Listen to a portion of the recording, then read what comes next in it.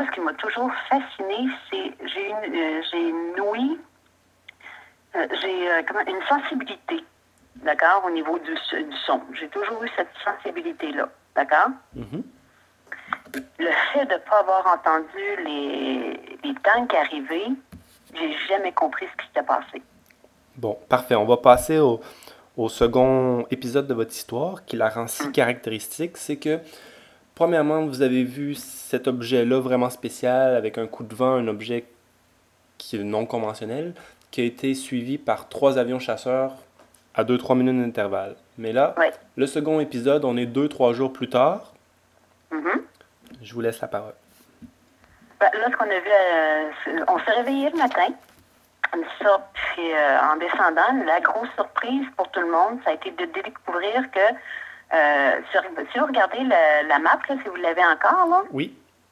bon, là où est-ce que la route Godbout va aller croiser le troisième rang puis la petite troisième, là, il y avait 3 tanks de ce côté-là. Puis sur le troisième rang, face à la maison, il y avait aussi 3 tanks. Donc, Ça fait quand même 6 tanks, là. Je veux dire, quelque part, c'est assez difficile de ne pas entendre encore là, quand on sait comment est-ce que c'est bruyant un tank, c'est difficile de croire qu'on n'a rien entendu durant la nuit, parce qu'ils sont arrivés durant la nuit. À notre réveil, à notre coucher, il n'y avait pas un chat. À notre réveil, il y avait 6 tanks qui étaient à côté de la maison. il n'y a personne qui l'avait entendu, ni vos parents. Là. Personne. OK. Ça a été la surprise totale de découvrir les tanks en face de la maison, puis sur le côté. Ça, c'est... Par contre, les militaires étaient super le fun. Ils nous laissaient monter dans les tanks. Ils nous laissaient parler, puis avec eux autres. Puis, par contre, à certains moments, il fallait s'éloigner.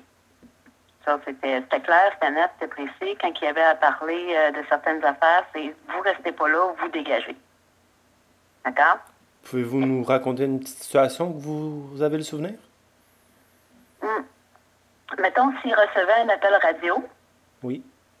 ça, c'est au niveau du tank, ben ça, si, mettons, on se trouvait à l'intérieur, c'était clair, on devait sortir. Vous pensez être rentré combien de fois dans les tanks? Ils sont restés quand même 3-4 jours. Donc, on a pu rentrer plusieurs fois, là, à plusieurs reprises. Là, ça. Sur le terrain, je peux vous dire une chose, parce que pendant qu'ils étaient là, certains tanks se sont déplacés et ils ont refait ils ont reconfiguré le terrain au complet, là. Donc, mon père, s'il y avait eu des labours à faire, ça aurait été parfait. Les chenilles faisaient des grosses empreintes sur votre terrain. Ah oui, il y en avait partout sur le terrain. Est-ce que ça dérangeait la famille, vos parents, le fait qu'ils abîmaient le terrain? Ben ça, je sais que l'armée a envoyé un chèque en dédommagement à mes parents. Savez-vous de quel montant?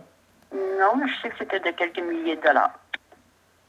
Est-ce qu'il y avait des conditions qui venaient avec ce chèque-là, comme on vous donne l'argent, mais vous ne parlez jamais de ça? Ben, le temps que les militaires ont été là, il n'y a personne qui a eu le droit de passer par le rang de la troisième ou sur la route Godbout pour s'en aller, mettons, pour descendre la petite troisième vers le camping de la Jolie Rochelle qui était là à cette époque. Personne n'avait le droit de rentrer, mais nous autres, on n'avait pas plus le droit de sortir. OK. Est-ce que vous avez le souvenir de voitures qui s'étaient approchées, qui avaient été obligées de faire rebrousser ce chemin? Et non. Curieusement, nous autres, on n'a rien vu de ça, mais on n'a pas vu, peut-être, je ne sais pas s'il y en avait qui étaient installés plus haut ou à d'autres endroits ailleurs pour justement empêcher de passer, mais ça a été une période où est-ce qu'on n'a pas vu aucune voiture passer à ce moment-là.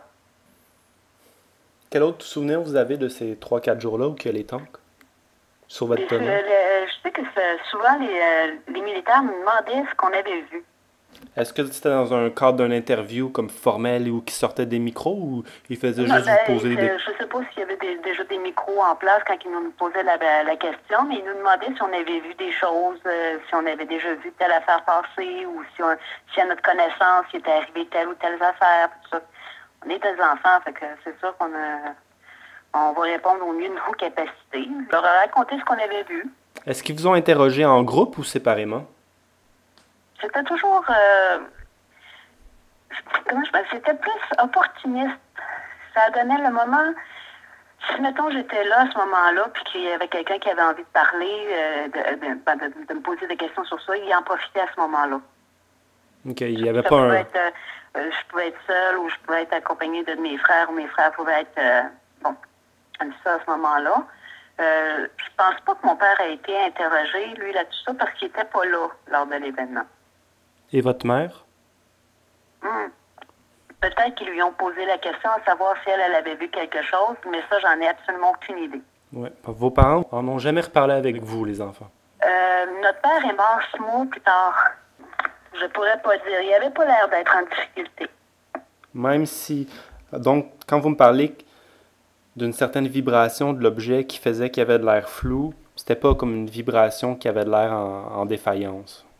Non, et encore là, je m'avance parce que je peux pas vraiment dire si ça aurait pu être une défaillance ou quelque chose comme ça, là. Mais c'est... Lui, je sais qu'il a tenté d'en reparler. Quand il a su que c'était moi qui avais les photos des tanks, il m'a demandé, est-ce que tu peux me les passer, que je les montre? J'ai dit, tu vas courir longtemps avant que je te donne des photos.